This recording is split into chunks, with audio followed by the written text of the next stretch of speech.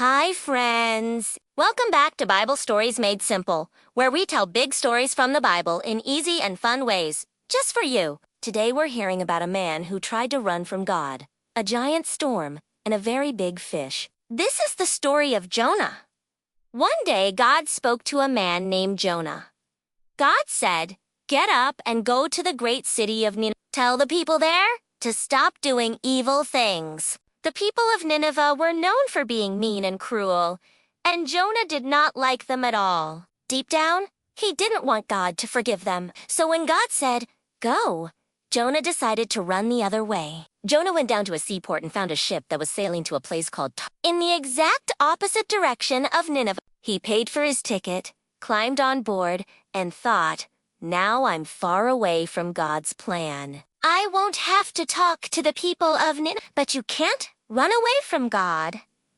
As the ship sailed across the sea, God sent a mighty wind. The sky grew dark, the waves rose high, and a terrible storm crashed around the boat. The ship creaked and groaned and felt like it might break apart. The sailors were terrified. They threw cargo overboard to make the ship lighter. They cried out to their own gods for help, but nothing worked.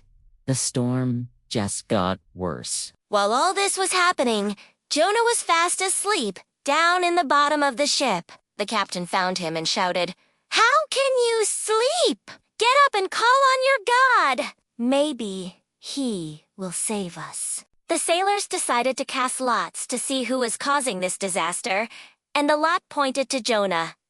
"Who are you?" they asked. "What have you done?" Jonah said. "I am a Hebrew, and I worship the Lord, the God who made the sea and the land. I am running away from him."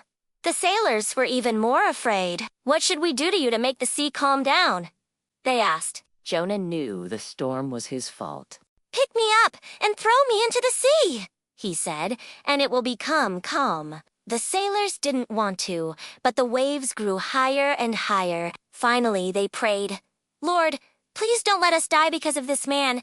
And they picked Jonah up and threw him overboard. The moment Jonah hit the water, the wind began to die down. The waves became smaller, and the sea grew calm. The sailors were amazed. They offered sacrifices and made promises to the Lord, the God who controls the sea. Meanwhile, Jonah sank down into the deep water. Seaweed wrapped around him, and he felt himself sinking toward the bottom. It seemed like the end, but God still had a plan. God sent a huge fish to swallow Jonah. One moment, Jonah was in the wild sea, and the next moment, everything was dark and squishy and strange. Jonah was inside the belly of a big fish. It sounds scary, but it was actually a rescue. Jonah did not drown. God kept him alive. Jonah was inside the fish for 3 days and 3 nights. He had plenty of time to think. He knew he had disobeyed God. He knew running away had been the wrong choice.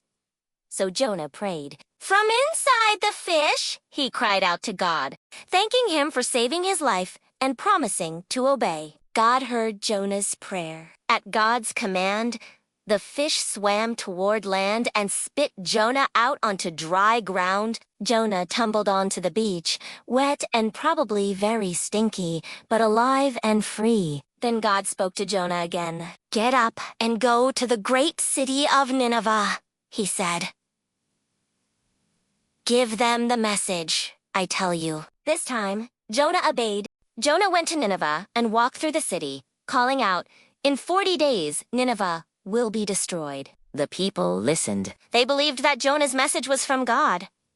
They were sorry for the wrong things they had done, from the king on his throne to the poorest person in the streets. Everyone stopped their evil actions and cried out to God for mercy. When God saw that the people of Nineveh had turned from their wicked ways, he showed mercy and did not destroy the city. God's heart is full of compassion. He loves to forgive when people turn back to him.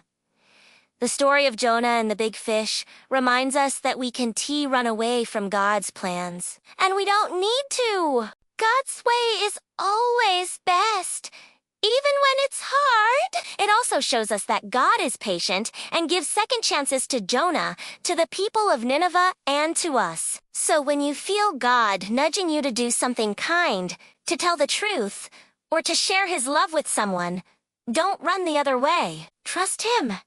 His plans are good, and his love is big enough for everyone. Thanks for listening to Bible Stories Made Simple. Remember, wherever you go, God sees you, God hears you, and God is ready to help you follow him.